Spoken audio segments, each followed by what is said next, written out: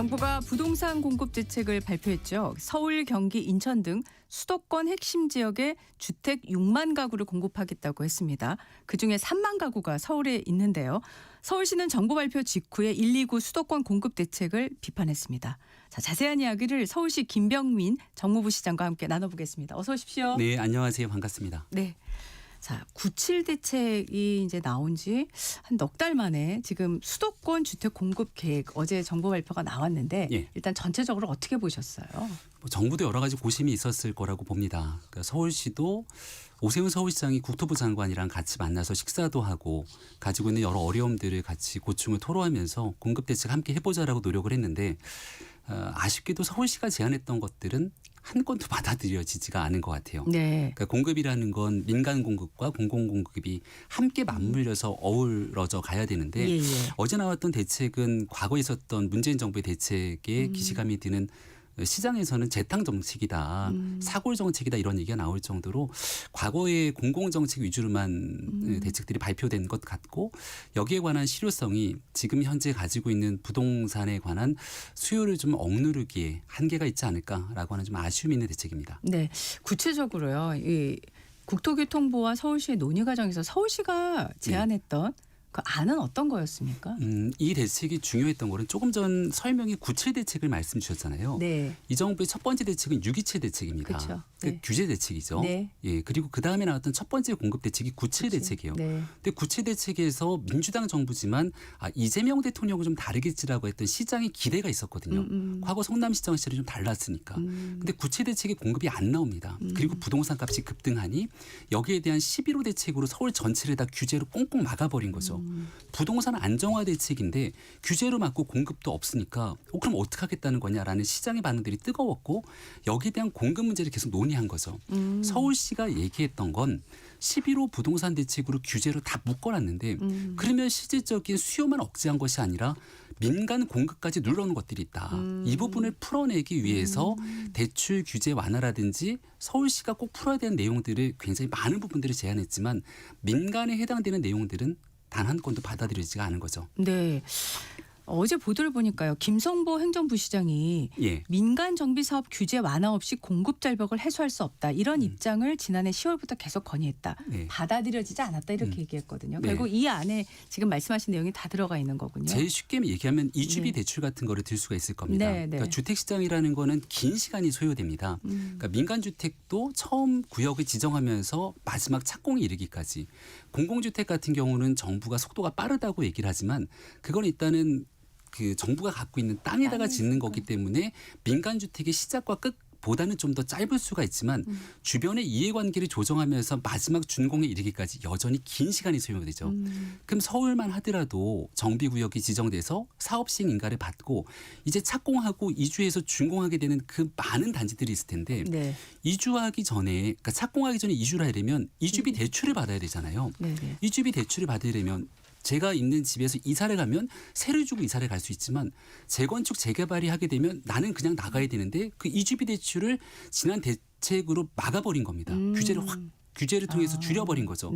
이 문제를 활성화시키지 않으면 실질적인 민간 공급이 어려워지는데 가장 단기적이고 빠르게 효과를 낼 수 있는 부분들을 막아놓고 시간이 멀리 걸리는 과거에 실패했던 정책들을 다시 답습하게 되니까 과연 이 상태로 시장을 안정시킬 수 있겠냐는 우려가 커지는 거죠. 혹시 정부에서 국토교통부에서 이 이주비 대출을 포함해서 민간 정비 사업에 대한 규제를 완화하겠다는 서울시 제안에 대해서 무슨 근거로 이번 대책에 포함 안 시켰는지 그게 또 궁금해요. 저희도 서울시가 이제 주택실이라고 하는 이 기구 부서와 거기 이제 공직자들이 서울시 국토부와 수차례 얘기를 하게 되면 저희도 이제 전에 들은 이야기 때문에 그 실무선에서 어떤 얘기들이 오갔는지 모르겠지만 필요성에 대해서는 많이들 공감한다고 합니다. 근데 결과적으로 나와 있는 내용들을 보게 되면 이건 윗선에서의 결정들이 결국 이런 방식으로 간 것 아니냐 의구심을 지울 수가 없는 거거든요. 결과론적으로 어제 대책 발표 이후에 시장 상황들이 평가를 할 거지 않습니까? 2020년 문재인 정부의 8.4 대책과 거의 비슷한데 근데 문재인 정부의 8.4 대책에 나왔던 내용들이 정권이 한 번 바뀌고 정권이 두 번 바뀌었습니다. 두 번 정권이 바뀌었는데 그 당시에 공공용지를 중심으로 공급하겠다고 했던 주택들이 과연 공급이 됐는가? 전혀 된 게 없네. 그럼 이번에도 똑같은 방식에서 바뀐 게 없는데 과연 될까? 여기에 대한 시장에 믿음을 주지 못하게 된다면 네. 결국은 수요를 안정화시키지 못한 상태에서 엉뚱한 방향으로 튀지 않을까 걱정이 큰 거죠. 네. 지금 보니까 보도를 저도 봤는데 서울시에서 조사를 했더니 2주를 앞둔 민간 정비 사업장 43곳 중에서 90%약 3만 100가구가 이주비 대출 문제로 어려움을 겪고 있다. 이런 네. 보도가 있더라고요. 사실 그렇습니까? 네, 43곳 중에 39개 사업장이 여기에 대한 규제를 현재 받고 있는 상태고요. 예. 이주비 대출 우리가 이제 재건축 재개발을 특히 재개발을 얘기를 하면 네네. 돈이 많은 사람들 같은 경우는 어차피 내가 갖고 있는 여유 자금으로 나가서 지내면 되니까 이주비 대출 문제에 크게 영향을 안 받을 수도 있습니다. 네. 근데 재건축 재개발의 정비 사업장 중에는 강북 지역 중심으로 분담금 1,000만 원, 2,000만 원에 대해서 재건축 재개발이 가냐 마냐를 결정지는 곳들도 있고 이주비 대출 때문에 이 대출 규제가 막혀서 결과적으로 그 나갈 수 있는 과정들이 막히게 되거나 아니면 이런 내용들이 결국 사업비의 부담으로 이어져서 재개발에 대한 속도가 나지 않게 되는 경우들도 존재하거든요. 예. 충분히 쏟아내야 되는 물량 공급들을 쏟아줘야 되는데 여기에 브레이크가 걸려 있는 걸 해소하지 않고 먼 훗날 될지 안 될지 모르는 일들을 얘기하게 되는 건 시민들 보시기에 이 정부의 부동산 대책이 진정성이 있는가라는 평가를 하기에 충분하다고 봅니다. 네. 6만 가구 중에 서울이 3만 2천여 가구이고 그중에 눈에 제일 많이 떴던 게 어제도 보도를 보니까 용산, 국제업무지구. 캠프김 기지, 태릉 CC 이렇게 제일 관심을 갖더라고요. 예. 이게 지금 정부가 제시한 그 시간표대로 실현이 가능할까요? 어떻게 생각하세요? 저희도 공공용지에 많은 주택들을 공급해서 시민들께서 조금 기대감을 가질 수 있는 정책이면 얼마나 좋을까 왜 이런 생각을 안 하겠습니까? 근데 정책은 현실적이어야 되거든요. 그리고 솔직해야 됩니다. 용산 국제업무지구에 10,000가구를 넘는 주택을 넣겠다고 했는데 이미 용산 국제업무지구는 기공식이 지난해 11월 달에 시작됐어요. 인허가를 다 절차를 마쳤고 예. 여기 국제적인 도시를 만들려고 하는데 저희 서울시가 계획하고 있는 것보다 지금 훨씬 더 많은 주택들을 공급하겠다는 겁니다. 예. 한번 생각을 해보세요. 기존에 있는 계획보다 더 많은 주택을 넣게 되면 따라야 되는 기반 시설들이 필요하지 않습니까? 네. 그중에 대표적인 게 학교예요. 그 교육청 입장에서는 8,000세대가 넘어가서 지금 있는 10,000세대 이렇게 정부 대책대로 하게 되면 초등학교가 반드시 필요한데 그리고 이 초등학교 신설을 하기 위해서는 기존에 있는 조율들이 필요하지 않습니까? 네. 하지만 국제업무지구가 이미 계획이 돼서 진행되고 있는데 어디에 과연 초등학교를 넣고 진행할 것인가? 이런 협의들이 완비가 되지 않습니다. 그러면 어떻게든 잘 조정하면 될 거야라고 하는 막연한 믿음만 갖고 진행했다가는 지난 문재인 정부의 8세 대책을 면할 길이 없다는 것이고 두 번째로 잘 진행되고 있었던 사업들마저도 만약 정부가 이런 방식으로 브레이크를 걸게 된다면 용산국제업무지구의 이 실질적인 착공 과정들이 한 2년 정도 오히려 사업이 지연될 수도 있다는 우려까지 나옵니다. 지연될 수도 있다. 네. 지금 태릉 CC 부지 개발도 원래가 이게 지금 무산됐던 게 당시 주민들이 반대가 있었던 게 하나 있고 또 하나는 최근에 그 세운 4구역 개발 이슈하고 맞물리면서 여기도 똑같이 세계 문화유산이 근처에 있는데 왜 태릉 CC는 되고 세운 4구역은 안 되냐 이런 얘기까지 같이 동시에 나오거든요. 이 태릉 CC는 서울시가 보기에 적당한 개발 계획이라고 생각하십니까? 일단은 시민들이 보시기에도 지난 8.4 대책하면 딱 떠오르는 게 태릉 CC거든요. 여기에 개발 제한 구역을 해제하면서까지 주택을 높이겠다고 했는데 네네. 지역 주민들의 반발 그리고 여러 가지 문제 때문에 무산이 한번 된 적이 있지 않습니까? 네, 그렇죠. 더군다나 최근 이 종묘 이슈 때문에 많은 국민들이 세계유산 영향평가라는 것에 대해서도 많이들 알게 됐습니다. 네네. 정부가 굉장히 강조를 했고요.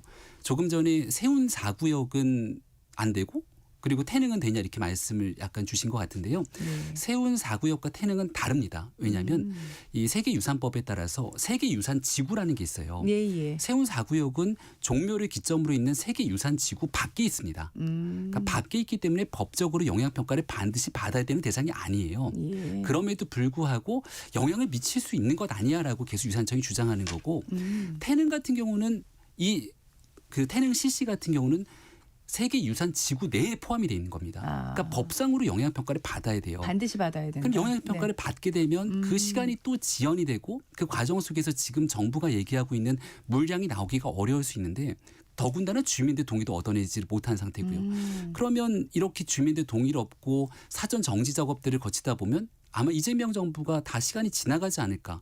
이런 우려를 왜 안 하겠습니까? 네. 지금 서울시는 사실 그 정비 사업에 초점을 맞춘 주택 공급 대책을 갖고 있지 않습니까? 예. 예, 지금까지 진행된 상황이 궁금해요. 왜냐하면은 뭐 이게 정확한 건 아닙니다. 근데 네. 민간 차원의 서울 시내 그 공급도 지금 예전만큼 속도를 못 내고 있다는 얘기들을 많이 하셔서요. 아마도 그 서울시장 선거가 다가오다 보니까 예. 많은 민주당 그 정치인들, 특히 서울시장에 나오겠다는 분들이 오셔서 오세훈 시정의 이 민간주택 공급에 대해서 좀 폄훼하는 발언들을 많이들 하시는 것 같습니다. 예. 근데 이 정비 사업이라는 건 앞서도 말씀드렸지만 정비 사업의 전 과정들이 고르게 돌아가야 됩니다. 뭐 착공만 이루어지고 준공만 이루어지고 이런 것들이 없거든요. 그러니까 전 과정이 잘 갈 수 있게 하기 위해서 제 첫 번째 시작 단계는 정비 구역으로 지정이 돼야 되는데 그 정비 구역으로 지정되는 단계가 과거에 시간이 굉장히 오래 걸렸고 네. 또 이 문턱들이 규제들이 굉장히 심했습니다. 이 속도를 단축시켜서 정비 구역의 기간을 확 단축시킨 뒤 정비 구역만 25만호를 지정한 게 오세훈 서울시정 지난 4년 5년 동안의 일이거든요. 네. 그리고 착공 건수가 없다 이렇게 얘기를 하지만 착공만 6만 9천 그리고 착공 전에 사업 시행 인가를 받은 것만 8만 6천 준공을 통해서 이제 입주가 되는 단계만 10만 호를 준공을 합니다. 네. 예, 이런 정도의 성과를 가지고 얘기를 계속 하고 있고 네네. 지금 근데 착공 사업 시행 인가를 받고 준공하는 것들은 이미 기존부터 해왔던 일들을 더 속도감 있게 해서 당겨놓은 것이고요. 네네. 지금 저희가 앞서 얘기했던 정비구역 지정을 25만 호로 했다고 얘기를 하지 않습니까? 네. 이미 구역을 지정해서 더 많은 곳들을 지정해놨기 때문에 네. 2031년까지 서울 주요 지역에 31만 호를 착공하겠다고 약속을 했습니다. 아, 네네. 그렇게 진행이 되게 된다면 네. 아마 서울 살고 싶은 많은 지역들에 정말 많은 물량들이 공급될 거고 네. 여기에는 서울시가 추진하고 있는 미리네 집이라고 하는 신혼부부를 위한 장기 전세 주택 등 임대 물량도 상당하다 말씀드립니다. 네. 부동산 얘기로 계속 가려고 했는데 어제 오세훈 시장이 네. 한동훈 전 대표 제명 직후에 SNS를 통해서 아주 강한 톤으로 메시지를 내놓으셨어요. 이게 지금 뭐 기어이 당을 자멸의 길로 몰아넣었다. 장 대표는 즉각 물러나야 한다. 그 전에 오 시장께서는 두 분이 한동훈 네. 전 대표와 장 대표가 만나서 얘기를 해야 된다는 쪽으로 톤을 잡고 계셨는데 확 바뀌었다는 생각이 들었거든요. 이런 행보를 선택한 이유가 궁금해지는 거죠. 네, 장동혁 대표 지난해 취임 이후로 만나기도 했고 또 대화를 나누면서 여러 차례 지방선거에 국민의힘이 사랑받는 정당으로 가기 위해서 어떻게 해야 되는지를 수차례 이야기를 나눈 바가 있는 것 같아요. 그중에 핵심은 잘못된 계엄, 잘못된 과거와 절연해야 된다. 첫 번째. 두 번째는 통합하면서 더 큰 정치로 나아가야 된다. 이 두 가지 대원칙을 계속 얘기를 했습니다. 근데 계엄에 대한 사과도 너무 오랜 시간이 걸렸고 결국은 사과에 그친 뒤에 당이 가야 되는 방향들이 점점 거꾸로 가는 것 같다는 위기 상황들이 꽤나 많이 노정됐거든요. 더군다나 한동훈 전 대표에 대한 이 잘했음 잘못했음 호불호에 대한 것들을 떠나서 당이 더 튼튼하게 외연 확장의 길에 나아가기 위해서는 기존을 단단하게 통합하고 그리고 더 바깥으로까지 나아갈 수 있는 길을 열어야 되는데 어제 제명 조치를 통해서 사실상 당이 분열의 길에 들어서도록 방치했다 이렇게 평가되는 게 대다수인 것 같아요. 그래서 오세훈 서울시장은 이번 지방선거에서 서울시장으로 네. 그리고 아마 국민의힘 입장에서는 가장 최전선 지방선거에 앞서 있는 사람인데 당에서 지금 쉽게 이겨내지 못하고 있는 상황이 이대로 선거를 치를 수 있겠느냐. 정말 마지막 상황에 그 결정의 과정들을 지켜보고 네. 선거에 이기는 정당으로 가야 될 길이 무엇인지에 대해서 오세훈 서울시장이 굉장히 무거운 심정으로 어제 얘기를 했다고 생각합니다. 네, 오늘 말씀 여기까지 듣겠습니다. 지금까지 김병민 서울시 정무부시장과 말씀 나눴습니다. 고맙습니다. 고맙습니다. 네, 날씨 정보 듣고 돌아오겠습니다. 날씨 정보입니다. 서구 동저형